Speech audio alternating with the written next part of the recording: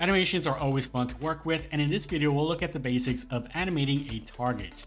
We'll build a total of 3 animations and discuss how you can play, loop, and stop animations based off specific events. So let's start animating. Okay, so we're starting off in Visual Studio Code in a class called Animations. We're just going to focus on the basics of creating animations inside of BabylonJS. Animations is a bit of a broad subject, so we're going to cover that over the course of a few different videos. In here, we're going to be animating a imported mesh called targets. So this is an abstract mesh. You'll find that actual GLB file in the models folder. And again, you'll find a link to the code repository in the description down below. We have a method for the target specifically called createTarget. So let's take a look at that. Now in here, all we're doing is we're importing the model and I'm adjusting its Y position at 3 so it's above the ground. And I'm assigning that to this.target. This is what we're going to actually be animating.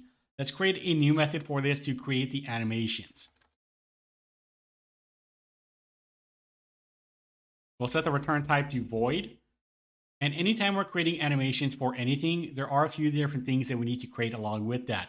First off, we're going to create an animation. You can think of this as the signature for that animation, so what we're trying to animate. And then we also need keyframes that are associated with that animation. So let's start off by creating a set of keyframes. This will be an array. So I'm going to say const, and we're going to rotate this object to start off. So I'm going to say rotate frames, and we'll set that equal to an empty array. Okay, so all of these are going to be arrays of objects, and that object is going to have a value and a frame property. All right, now let's create the first animation that we're going to use for the target, which is going to be a rotation animation. So I'm going to say const, and I'll call it rotate anim. Now this will be the same naming convention we'll be using for all the animations. So rotate anim is going to be the first one, and we're going to set this equal to a new animation. Now be aware, don't select the first one that pops up like this. You want to make sure that you get the one from BabylonJS core. This first one is not the one that we're going to use. This one right here. Now, if you get the wrong one, you will not see any of this information up here. So you should see name, target property, loop mode, data type, all that kind of stuff. So this comes from BabylonJS. All right, so let's provide a name. So the name is also going to be rotate anim. Next, we need to provide the target property. Now, this is a string. And what we're doing here is we're providing a property that we want to animate. In this case, I want to adjust the rotation of my target. Rotation is going to be the property that we're trying to animate. Now, you can be as broad or as specific as you want with this. If you know that you're only going to be rotating one specific axis, then you can provide the rotation dot and then the axis that you're trying to modify. If you want to rotate along the X, Y, and Z, you can just say rotation. So we need to provide this as a string. In my case, I'm just rotating along the Z axis. So I'm going to say rotation.z. Okay, and then after that, we have the frames per second. Now, the frames per second is going to be important here because it's going to determine how smooth that animation is going to look. The more frames you have, the smoother the animation because you can pack in a lot more frames and information into that animation. This is also really dependent on your own environment. So if you have an environment that runs off 60 frames per second, then you want your animations to also run at 60 frames per second. But really, this is all personal preference. Now for this, I'm going to set this up as a separate variable because we are going to use this with all of our animations. I'll say const FPS, which is short for frames per second, and I'll set that equal to 60. Okay, now down below in here, I can pass that in. Next, you need to provide a data type. Now, it does say it's a number, but we're not actually going to be using a number directly. We're going to write out animation dot, and here we have loop mode, and we also have types. This is a data type, and this refers to the property that you're using. Now, since we are using a z-axis, this is a numerical value, and this value is not going to be a whole number. It could be, say, 0.5, 0.2, 0.7, whatever that may be. So we need to use animation dot, and then we need to look for one that says float. Now, float is a numerical value that will work well with the rotation.z. It'll also work well with position. So if you're not looking for any kind of whole numbers, float is what you want. Now, the next one is going to be very similar. The loop mode will also use animation, but it's going to use the animation loop mode instead. So animation loop mode. And we're going to take a look at all 3 of these, but let's just start off with constant. Constant is going to allow us to play the animation once and then stop at that ending frame. Now, the last parameter in here is enable blending. We're not using blending, so I'm just going to leave that out altogether. Okay, so you can think of this as the animation signature. We provide a name, we provide the property that we're trying to animate, the frames per second, the type, and then we also determine the loop mode. And we'll do that with our rotate frames array up above. So we're creating keyframes now, and those keyframes will determine what information happens at what keyframe. Okay, so down here, we're going to say rotate frames dot push, and we're going to be pushing in an object. Now with this object, we're going to start off by writing out frame, and the frame is going to determine where that animation starts. So frame 0 is when this animation starts. The next one is going to be our value. Now the value is specific to what you're actually modifying over here. Now we're modifying a float type, so this will be a numerical value, and we're modifying the rotation.z. So those have to kind of go hand in hand with our value. If this was a material that I'm modifying and I provide a vector 3, it's probably going to say, no, you can't use that with a material. So we need to use a float type for this. And the value that I'm going to use for this to start off will be 0. Okay. And we're starting off with a value of 0 because I want to go between 0 and our next keyframe, which will be 180. So rotate frames dot push. And this time I'll go to frame 180. And I'm using 180 here because this will be 3 times our FPS, which is 3 seconds. Remember, frames per second, 60. If we go to 180, that's going to be 3 seconds. So over the course of 3 seconds, I then want to apply a rotation to this object. So I'm just going to say value, and we need to use math.pi. And if I divide this by 2, that'll be 90 degrees. So I want it to go 90 degrees over the course of 3 seconds. We'll save this real quick. Now we're not done yet. We've created the keyframes, but we need to attach them to the rotate anim. So rotate anim needs its own keys, and we need to say rotate anim dot set keys. Okay, set keys takes in an array, so that is going to be our rotate frames.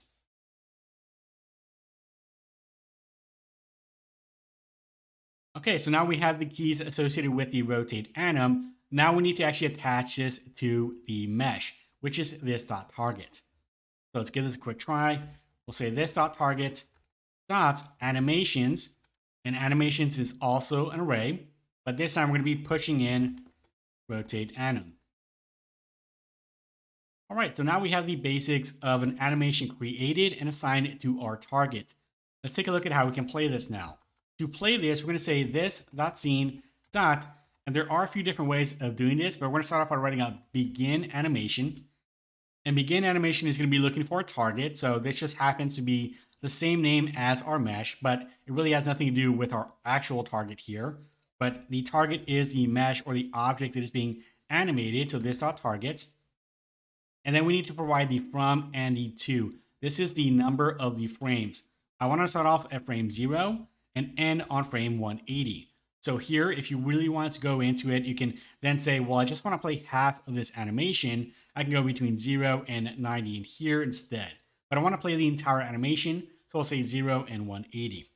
Next, we need to provide a loop value. So loop is a Boolean. We'll take a look at that in a moment. So I'll leave that empty for now, but we are going to be playing around with some of these other arguments or parameters that are available in here. So for now, let's just go over the basics. We have this dot target. This is the object that we're actually animating. And we want to play the animations on that object between 0 and 180 on the keyframes. Let's save this real quick. Let's make sure that we call this up above. I'll call this after we create the target. I'll say this dot create animations. That way we ensure that we do have the target already assigned before we even call this. All right, so we are going to run into an issue, but let's just take a look at what we have so far. Okay, so if we take a look at our target, we can see that it's not animating. Now, the reason why it's not animating is because we assigned this dot target to be meshes 0. So it's trying to animate that object, but that object is not actually visible or rendered in our scene here. We just see this static target. Now, there is going to be another issue, but let's just go back into our code and let's see if we can use the next mesh down within the array. Okay, going back into our code in our create target, right now meshes 0 is this dot target. Let's see if we use meshes, say 3. We'll save this. Let's go back in and let's take a look at what that does now. Okay, so we can see that something is being animated there, but it's only part of the mesh. Now, the reason why this happens is because we have multiple materials on this target. Now, this is something that I was planning on fixing beforehand, but I decided to keep it in the video because it is something that you may run into multiple times. Anytime you have a mesh that has multiple materials like this, you need to combine all of these together to use them as a single mesh. So we need to take this object and convert it into a single merged mesh. Let's take a look at how we can do that so we can then animate the entire object together. So go back into your create target method. Right now we're using the meshes directly as this.target. That's not really going to work because each of the meshes in our meshes array will be treated as a separate mesh. We need to combine these together and use them as a single mesh. So what I'm going to do here is let's go to remove this for now. And this.target is not going to be equal to meshes3 anymore. We're going to say mesh.merge meshes. Okay, and it looks like mesh did not get imported there. Let's go and do that again. So merge meshes will allow us to combine multiple meshes. You'll see that we have a mesh array up here that we need to pass in as the first argument. Now we can't pass in meshes as is because that is an abstract mesh array. So we need to convert this, and we also need to make sure that we're not using the first element within that array, which is the root. Otherwise, we are going to have an issue with this. So an easy way to remove that first element is to say meshes.shift, right? This will remove the first element in that array and then keep the rest of the elements in that array. So now we remove the first element. I can then use this down below, but now we need to use this as a mesh array. So meshes as mesh array. Okay, now we need to provide a couple more options in here. So do we want to dispose the source? We'll say true. Allow 32-bit indices. I'm going to say true for that as well. Now for the mesh subclass, I'm not going to provide that. So I'm going to say undefined. And then subdivided with submeshes. Again, I'll say false for that. And then lastly, we have the multi-materials. Looks like it says multi-materials. Well, basically, since we have multiple materials with this mesh object, we do want to set this to true. Okay, so now this will return a single mesh that we can use as our target. Okay, now before we take a look at this in our scene, let's make sure that we move this up just like we did before. Otherwise, it'll be at the center point of our ground. I'll say this.target.position.y equals 3. Okay, so now let's go and take a look at this in our scene. Okay, there you can see our animation is playing, and it's playing over the entire mesh. Let's take a look at how we can play around with the loop mode so we can have this looping over and over again. All right, let's jump back into our code in the create animations method. If you go down where we created the begin animation, there is a parameter in here for the looping. So it's at the very end here, loop, and that is a Boolean. Now we can set that to true, but if you have not set the loop mode here to cycle, it doesn't matter if you set this to true or not, it's not going to cycle or loop through. So we need to make sure that we set this from constant, which is playing once, to cycle. Okay, so animation loop mode cycle will allow us to have this looping over and over again. And again, that goes in conjunction with this down here, set to true. So begin animation from 0 to 180, and we want to make sure this is set to looping. Okay, so there you go. We can see that our animation is now looping. Let's add another animation to this. So now that we have this rotating, I want this to move around and bounce around in our scene. So we're going to be modifying the position of this object next. Okay, going back into the create animations, we're now going to create an animation for the object moving left and right. So let's start off by creating a new array for the sliding animation. So const slide frames. Okay, we're going to use the same FPS as before, and I'm going to try to keep everything in the correct order. So we're going to have the frames at the very top. Next, we're going to create the animation. So const cut slide anim, and this will be a new animation.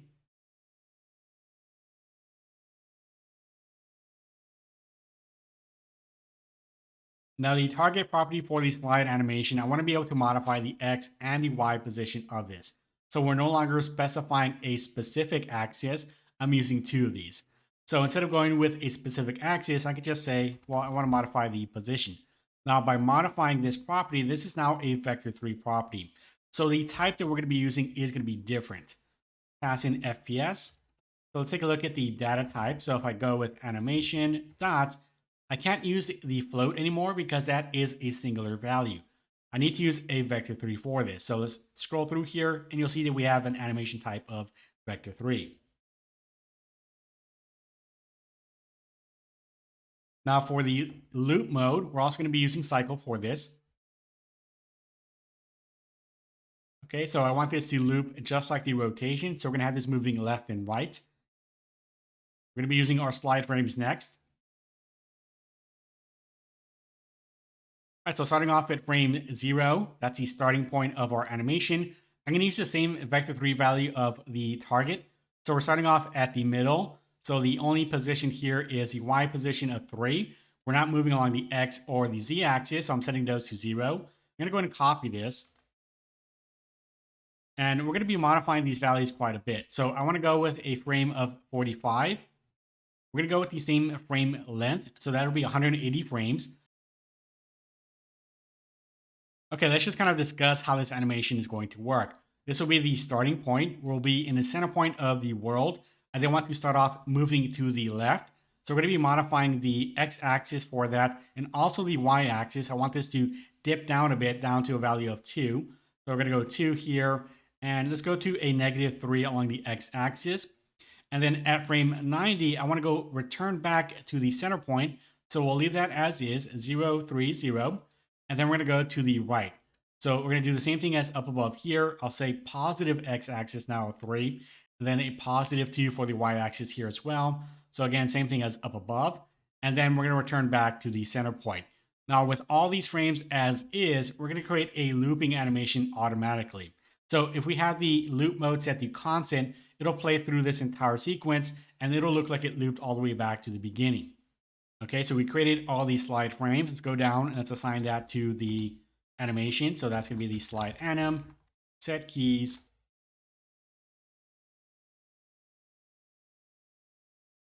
And once again, we need to assign this to the target. So this .target.animations.push. Okay, so now our target has a rotate animation and a slide animation. We can play these back to back with our scene begin animation. This will allow us to play all the animations that are attached to the target. So whatever we have here, it'll play all those animations between this frame and this frame. Now these are both set to a loop mode of cycle. So with true being enabled, we should see this play over and over again. Let's take a look at this in our scene now. Okay, there you go. Now we can see that our animation has been looped and both the animations are playing at the same time. So we have the rotation of the target and we also have the bouncing going back and forth. Now, the way that we are playing the animations right now is ideal for something like this. But what happens if you just want to play one of these animations, or maybe you want to specify what animation plays at a specific time? How can you modify that? Now, there is an easy way to do this. So let's take a look at how we can do this next. Okay, take a look at our code. At the very bottom here, we have the this.scene.begin animation. And this works fine if you want to play all the animations on that object. But if you want to specify which animations you want to use, you need to use something called begin direct animation. So we'll say this.scene.begin direct animation. And the arguments in here are nearly identical. The only difference here is that we also get an animation array to specify which animations you want to use. So again, I need to provide the object. This is the target. The animations will be in an array. So let's just take a look at how we can just play the slide animation by itself. I could say slide anim. Again, we need to provide the from and the to. And I'll set this to looping. I'm going to go ahead and comment out this line here and let's see what happens now. So we'll save this. Okay, so you can see that the animation of the rotation is no longer playing. We just have the slide animation. If you want to add both of them back in, you can do that with the array just as well. So going back to our code, if we add the rotation animation into this, so we're adding it to the array using begin direct animation, this will be nearly identical to what we did up above. Now we can play both of these together at the same time, but we're specifying which animations we want to play right from the start. And once again, you can see that both animations are now playing together. All right, let's go back into our code. Let's add in one more animation. This will be a fade out animation. This will be a slightly different property in that we're going to be modifying the visibility of the target. And I want this to only play if I left click in my scene. So let's take a look at how we can create that next. All right, so once again, let's go back to the very top of our create animations. We're going to create an array for the fading out effect. So I'm going to call this fade frames. Okay, so we're going to be modifying the visibility of the target. I want it to fade out completely whenever I left click in my scene. We're going to create a new animation for this. So we're going to call it fade anim. And this will be a new animation called fade anim as well. Next, we have the property, which will be visibility. And if you're ever wondering what properties you can assign in here, I can utilize the visibility because I have access to it by writing out this.target.visibility. Now, if you can access a property in this way, chances are you can probably animate it. So in this case, I know I can animate visibility, and visibility, if I hover over it, is a number. So we need to use an animation type of float. We'll pass in the FPS. We need to provide the data type now, which is the animation type of float, because the visibility can be a number like 0.25, 0.5, whatever that may be. That is a float. So we need to use the data type of float. We'll say animation.animation type, and we're looking for a float. Now for the loop mode, I'm not going to be looping this. Once it's done, it's done. So I'm going to say animation.animation loop mode is going to be constant. Okay, so we created essentially the animation signature. Let's go down here and let's create the frames for this. So fade frames dot push. And we're going to start off with frame 0 being at a visibility. I can type this out correctly. A visibility of 1. So with a value of 1, we are going to see this. It's not going to be invisible quite yet. And then at frame 180, I then want to have this completely invisible.